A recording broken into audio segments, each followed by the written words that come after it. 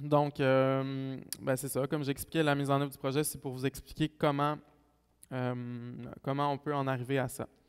Donc, la solution, l'outil le plus approprié en vertu de la loi qu'une ville a pour faire un quartier comme ça, ben en fait, ça s'appelle un programme particulier d'urbanisme. Donc, je vais parler de PPU le restant de la présentation.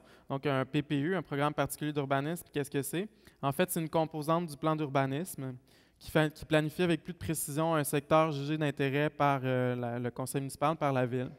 Donc, en fait, c'est une manière proactive de promouvoir le renouvellement urbain. C'est un excellent outil pour ça. Et c'est aussi ça constitue un outil visuel pour planifier la forme que prendra le quartier. Donc, vous allez voir, c'est aussi un outil visuel pour saisir quelle forme va prendre le quartier. Donc, bon, ça peut être aussi un travail sur l'offre et la trame commerciale. Et bon, avec le PPU aussi, on identifie les partenaires de développement.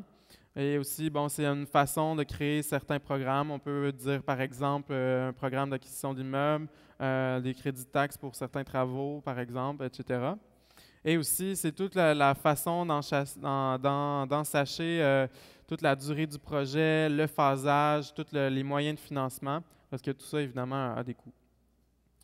Donc, concrètement, ici, vous voyez, c'est un projet, c'est encore une fois, c'est un exemple, c'est pas du tout le projet qui nous intéresse. C'est sur le boulevard P9 à Montréal-Nord, plusieurs d'entre vous, j'imagine, connaissez. C'est un boulevard à Montréal-Nord qui a certaines similitudes avec le boulevard Harwood. Donc, c'est une strip des années 50 avec des centres d'achat, des petits commerces d'un étage entourés de stationnement. Il y a une gare de train de banlieue qui s'en vient juste ici à Montréal-Nord. Puis la ville de Montréal planifie en fait tout le potentiel de redéveloppement de ces terrains qui sont sous-investis là. Ici, vous voyez, vous avez les bâtiments en gris, c'est les bâtiments qui sont existants à l'extérieur du boulevard qui est ici au centre. Puis en orangé, on voit tout le potentiel de construction. Mais on voit aussi toute la séquence d'espace public qu'on voit ici d'ailleurs. Donc toute cette séquence d'espace public-là qui est planifiée via un programme particulier d'urbanisme. Donc on pourrait imaginer un même genre de modélisation avec justement quel type de bâtiment, quel type de commerce, puis quel type d'espace public aussi on veut.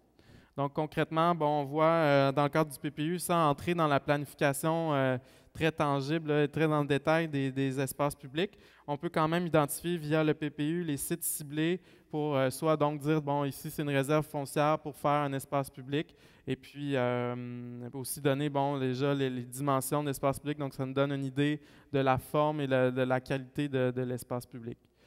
Bon, un autre aspect dans le PPU aussi, on peut encadrer justement, par exemple, la largeur des voies de circulation. Donc ici, encore une fois, c'est un exemple. On voit à gauche la situation avant et à droite la situation après, si on veut. Donc on comprend que, par exemple, en disant, donc dans le quartier, les rues vont avoir les largeurs des voies de circulation vont avoir telle dimension, on comprend que bon, la circulation se fait un peu plus lentement, puis bon, on peut imaginer justement des pistes cyclables, par exemple, ou des voies réservées pour les autobus, par exemple. Donc, au niveau des aménagements des intersections aussi, on peut travailler ça dans le cadre d'un PPU. Un autre exemple ici, un avant, un après. Donc, ici à gauche, on voit encore avant, donc des rayons de braquage importants, des petits îlots pour les piétons, mais avec des traverses piétonnes qu'il faut courir vite, vite, vite pour aller de l'autre côté. Puis on voit la situation après, justement, avec des saillies de trottoir qui laissent tout à fait passer toute la circulation automobile, mais qui donnent quand même plus d'importance aux piétons, aux cyclistes, comme je disais, les personnes âgées, les personnes de mobilité réduite. Donc, bon, la visibilité aussi, la façon dont on aménage les rues influence aussi beaucoup la vitesse de circulation, aussi la sécurité, parce que plus les voitures circulent vite, comme on voit ici, plus leur vision est ferme, tandis que si on circule plus lentement, on voit plus les gens, les piétons qui sont sur chaque côté de la rue. Donc, on parlait de mobilité réduite. Si on voit, bon, les saillies de trottoir, justement, ça favorise une traverse piétonne plus conviviale, plus facile. Et puis, bon, ici, c'est une image encore de trottoir. Ici, on a à Montréal, en fait, dans le quartier Rosemont, il y avait des trottoirs très larges, mais malheureusement, ils étaient couverts d'asphalte.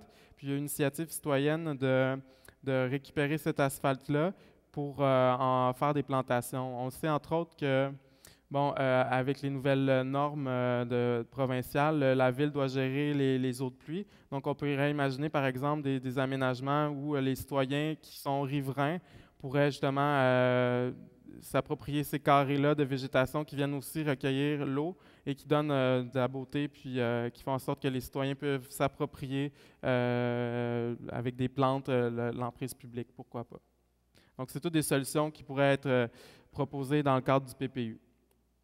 Donc, au niveau bon, de la densité, ici, vous voyez ces trois schémas-là, ce sont trois densités identiques, soit de 76 logements à l'hectare. Donc, parfois, ça fait peur, la densité. Par contre, il faut comprendre que ce n'est pas nécessairement la densité en tant que telle qui est néfaste ou qui rend un milieu de vie pas intéressant, mais c'est plutôt la forme du bâti. Donc, la réglementation, c'est certain qu'en fonction des besoins de la population, puis de la forme que l'on souhaite aussi donner à la ville, on peut encadrer justement via la réglementation la forme que prendra la ville. Donc, vous voyez ici, bon, il y a une tour.